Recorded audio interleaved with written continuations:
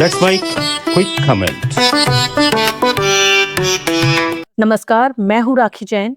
Let's make quick comment में आपका स्वागत है। आज हम बात करेंगे सड़कों पर मौत बनकर दौड़ रही लग्जरी स्लीपर बसों की। जैसलमेर में कल की भयावह आग की घटना ने फिर से इन बसों की सुरक्षा पर गंभीर सवाल उठाए हैं। जोधपुर जा रही एसी स्लीपर बस में शॉर्ट सर्किट से लगी आग ने 20 निर्दोष जिंदगियां छीन ली, जबकि 16 से ज्यादा लोग घायल होकर अस्पताल में जिंदगी और मौत से जूझ रहे हैं। बस में सवार 57 यात्री ज्यादातर सो रहे थे और निकास के दरवाजे लॉक होने से बाहर निकलना नामुमकिन हो गया। ईंधन टैंक फटने से आग और भयानक हो गई। मुख्यमंत्री भजनलाल शर्मा ने मौके पर पहुंचकर हालात का जायजा लिया। लेकिन यह हादसा अकेला नहीं है। ये स्लीपर बसों की डिजाइन की गहरी खामियों की एक और मिसाल है। आइए समझते हैं कि क्यों हो रहे हैं ऐसे हादसे, क्या हैं इनकी कमियां, क्या ये बस कानूनी हैं या नहीं, और दुनिया के दूसरे देशों में इनके साथ क्या हो रहा है। ये घटना शुरू से अंत तक दिल दहला लेने वाली है। बस महज 5 दिन पहले ही खरीदी गई थी, लेकिन सुरक्षा के नाम पर कुछ नहीं था। शॉर्ट सर्किट की चिंगारी ने फाइबर पैनल और कर्टेन को पल भर में भड़का दिया।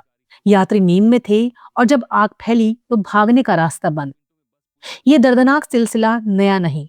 इसी साल मुंबई के पास एक स्लीपर बस पलटकर जल गई, जिसमें कई मौतें हुईं।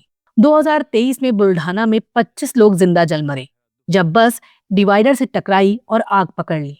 इन हादसों की जड़ है डिजाइन की खामियां, जो बसों को चलते फिरते खतरे में बदल देती हैं। स्लीपर बसें सुविधा का नाम है, लेकिन इनकी बनावट में कई गंभीर कमियां हैं।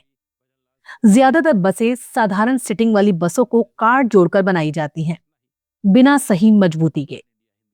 सबसे बड़ी समस्या आपात निकास की। सिर्फ एक मुख्य दरवाजा, ऊंचाई और तंग जगह से यात्री फंस जाते हैं। जैसलमेर में यही हुआ। खिड़कियां तोड़कर कुछ निकले, लेकिन ज्यादातर नहीं बच सके। फिर बॉडी की कमजोरी, वेल्डिंग से फ्रेम ढीला पड़ जाता है, टक्कर में बस चूर हो जाती है, संकीर्ण गलियारे और डबल बर्थ में सीट बेल्ट तक नहीं। ओवरलोडिंग से वजन बिगड़ जाता है। बिजली की वायरिंग, एसी यूनिट और फ्यूल लाइन एक दूसरे के करीब होने से शॉर्ट सर्किट आसान है और आग तेजी से फैलती है, क्योंकि फायर प्रूफ सामग्री नहीं होती। ऊंचा गुरुत्व केंद्र, ऊपरी बर्थ से बस मोड़ों पर पलटने को तैयार रहती है, खासकर पहाड़ी रास्तों पर। ड्राइवर केबिन की ठोस दीवार आपात में मदद रोकती है, और मानवीय गलतियां, थके ड्राइवर, तेज रफ्तार और रात की ड्राइविंग सब मिलकर हादसे को न्योता देते हैं। विशेषज्ञ कहते हैं ये बसें मूविंग कॉफिन की तरह हैं। भारत में AIS 119 नियम स्लीपर बसों के लिए है। कम से कम 4 आपात निकास, 2 छत के हैच, बर्थ की सही लंबाई चौड़ाई, जमीन से ऊंचाई 200 से 350 मिलीमीटर।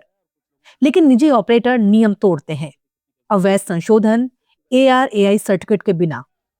कुछ राज्यों जैसे तमिलनाडु और केरल में हाईवे पर बैन है, लेकिन कर्नाटक और अन्य जगहों में सरकारी बसें भी चल रही हैं, वो भी सुरक्षा की कमी के साथ।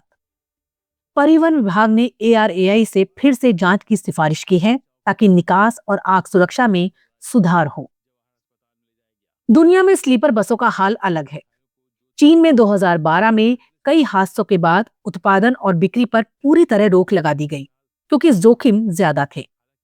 वियतनाम में ये बसें आम हैं और लोकप्रिय भी, लेकिन वह ड्राइवर की सख्त योग्यता जांच होती है। हर बस में ब्लैक बॉक्स लगा होता है, जो स्पीड और ब्रेक रिकॉर्ड करता है, और एक परिचालक हमेशा साथ रहता है, जो यात्रियों की देखभाल करता है। यूके में कभी स्लीपर बस सेवा शुरू हुई थी, लेकिन यात्रियों की मांग कम होने और सुरक्षा नियमों की सख्ती से जल्दी बंद हो गई। वहां सीट बेल्ट अनिवार्य है और नियमित टेस्टिंग होती है। अमेरिका में मुख्य रूप से निजी चार्टर बसें हैं, जैसे म्यूजिक बैंड्स इस्तेमाल करते हैं, लेकिन कड़े तकनीकी परीक्षण और लाइसेंस के बिना नहीं चलती। न्याय मांगे, सुधार की आवाज उठाएं। अगर आपके कुछ अनुभव हैं तो हमें जरूर बताएं। सावधानी से यात्रा करें, जिंदगी अनमोल है। अगली रिपोर्ट तक नमस्कार।